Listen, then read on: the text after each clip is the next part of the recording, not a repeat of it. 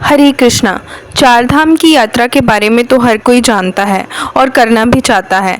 ग्रंथों में लिखा गया है कि जब भगवान श्री कृष्ण चारों धाम में बसे तो सबसे पहले वह बद्रीनाथ गए, वहां पर उन्होंने स्नान किया। उसके पश्चात वह गुजरात के श्री द्वारकाधीश गए, फिर वहां कपड़े बदले और द्वारकाधीश के बाद वह उड़ीसा के जगन्नाथपुरी में भोजन किया और अंत में तमिलनाडु में विश्राम किया।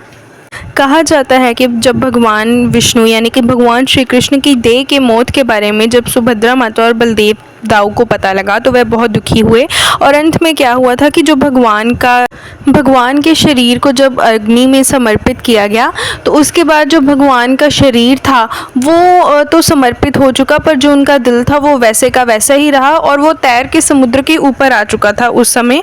और तब के समय में जो पुरी के राजा थे वह राजा इंद्रदुम्न का शासन था। वह बहुत बड़े भगवान श्री कृष्ण के भक्त थे और प्रभु की कृपा उन पर सदैव बनी रहती थी।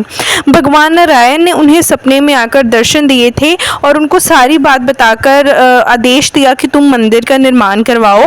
बता दें कि जो जगन्नाथ जी की मूर्ति है यानी कि जो जगन्नाथ जी हैं, तो जब राजा को भगवान श्री कृष्ण ने सपने में आकर कहा तो उन्होंने ये बोला था कि तुम मेरी यानी कि जगन्नाथ जी की, सुभद्रा बलराम दाऊ जी की जो मूर्ति है वह किसी आम लकड़ी से नहीं बनाना।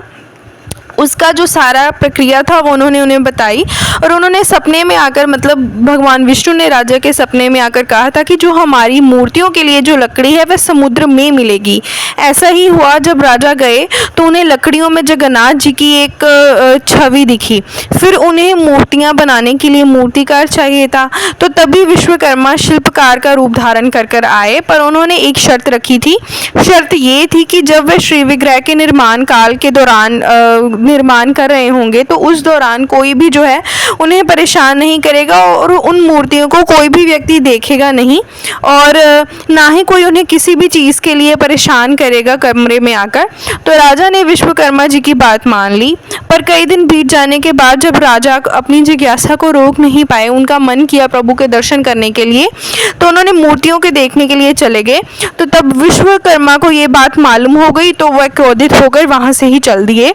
इसी कारण जो तीनों मूर्तियां हैं वह अधूरी रह गई, यानी कि जो जगन्नाथ जी का आप देख सकते हैं उनकी जो मूर्तियां हैं वह अलग प्रकार की हैं, तो इसलिए जो वह मूर्तियां हैं वह अधूरी ही रह गई थी, क्योंकि विश्वकर्मा जी के कहे अनुसार वह मूर्तियों का निर्माण कर कर छोड़ गए थे। राजा ये सब देखकर बहुत ही दुखी हुए, पर उसी समय एक आकाशवाणी हुई और कहा गया उस आकाशवाणी में कि राजन आप चिंता मत करें, इसी रूप में हम तीनों को प्रतिष्ठित करवा दें। यानी कि आकाशवाणी में भगवान विष्णु जगन्नाथ जी ने दर्शन देकर राजा को बोला था कि ये तीनों मूर्तियां जो है ये ऐसी ही रहेंगी, ये जो सब था ये विधि का विधान था, तो आप हमें इसी प्रकार से जो है हमारी प्राण प्रतिष्ठा करवा दीजिए। नेक्स्ट वीडियो में हम आप सबके साथ शेयर करेंगे रथ यात्रा से जुड़ी कुछ रोचक तथ्य और भगवान श्री विष्णु का दिल धड़कता है उसके बारे में क्या जो इन्फॉर्मेशन है, उसके बाद राजा ने कैसे प्राण प्रतिष्ठा करवाई, वो सब हम आपको अगली वीडियो में बताएंगे। तो अगर आपको वीडियो अच्छी लगी हो तो चैनल को लाइक शेयर और सब्सक्राइब करना ना भूलिएगा। हरे कृष्णा, राधे राधे।